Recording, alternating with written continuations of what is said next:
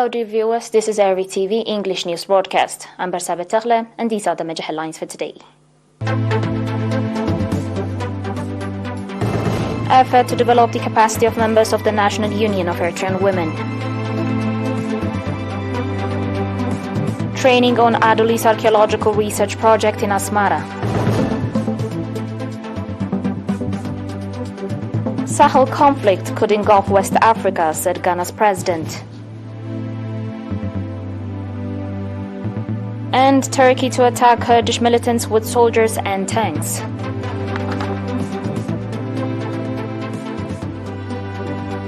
On your local reports, Mr. Knight Mahari, Socio-Economic Service at the National Union of Eritrean Women, reported that the union, in cooperation with partners, is exerting strong effort to develop the economic capacity of members, indicating that the union has been organizing various vocational training programs, including weaving, driving, music, catering, and others.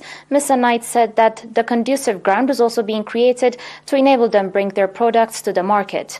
Mr. Knight further noted that among members that took training in the driving included 43 members of the Eritrean Defense Forces, 20 civil aviation, and 23 are working at Harat Transportation Company.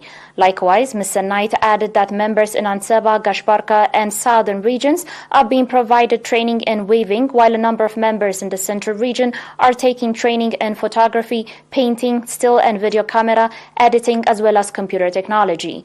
Mr. Knight went on to say that as a result of the sustainable awareness-raising activities, the practice of females' genital mutilation that was over 95% in 1995 has currently been reduced to 33% under 15 years of age and 12% under 5 years of age. Mr. Knight also said that every year the union is providing awards to outstanding female students. According to Mr. Knight, from 1996 to 2015, over 47 million NAFA loan has been dispersed to about 14,000 members across the country. The Archaeological Research Office of the Commission of Culture and Sports is providing training in Asmara, focusing on Adulis Archaeological Research Project. Speaking at the opening event of the one-week training, Ambassador Zemede Tekhle, Commissioner of Culture and Sports, said that the training will have significant contribution in the development of archaeological research in the country and commended the organizers for the training. Dr. Tsagai Medin, Head of Archaeological Research at the Commission, and Professor Serena Massa from Italy on their part, said that the program will have significant input in carrying out effective archaeological research and called on the trainees to concentrate on the training. The training is being attended by 35 members of the archaeological research units, as well as representatives from all regions of the country. At the training, research papers are being presented focusing on planning and research on archaeological heritage, role of society in preserving heritage, as well as concepts of anthropology and archaeology. On the last local report, the National Union of Eritrean Youth and Students branch in Tassani subzone organized a meeting on strengthening the participation of the youth in the national affairs. At the meeting, Mr. Marcos Grmatian, Head of Political and Organizational Affairs of the Union branch, called on the youth to take advantage of the training opportunities being provided and play due role in the implementation of the charted out programs, indicating that the capacity of society is measured by the awareness, organization, and commitment of the youth. Mr. Marcos called for strengthening organizational capacity and participation in the national affairs.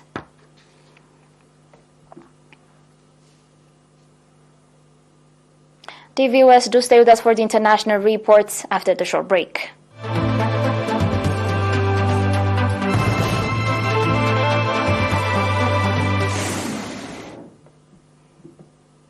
Welcome back.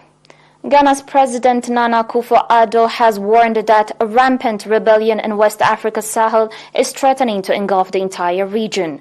Akufo-Addo was speaking yesterday at a meeting of West African leaders and European ministers in Ghana's capital, Accra, to discuss regional solutions to the conflict in Mali. The meeting took place on the heels of multiple withdrawals by foreign troops from Mali, where armed groups have seized vast swathes of territory. They have cited the military government's dalliances with Russian mercenaries as a reason for ending military cooperation with Mali.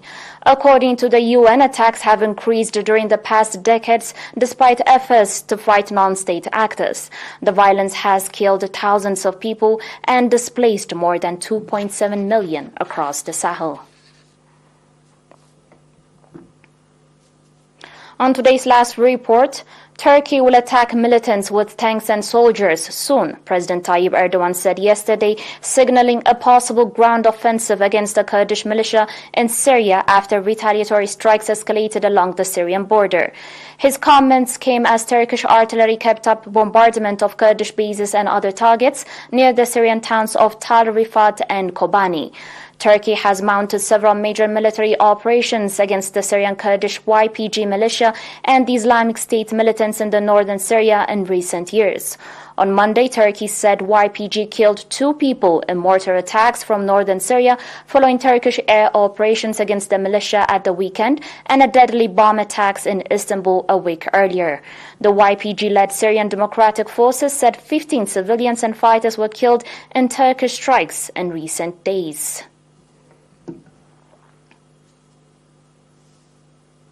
Dear viewers, you're still watching ERi-TV, and now recap of the major headlines.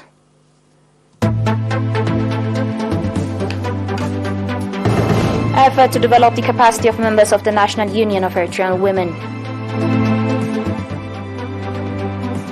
Training on Adulis Archaeological Research Project in Asmara. Sahel conflict could engulf West Africa, said Ghana's president. And Turkey to attack Kurdish militants with soldiers and tanks.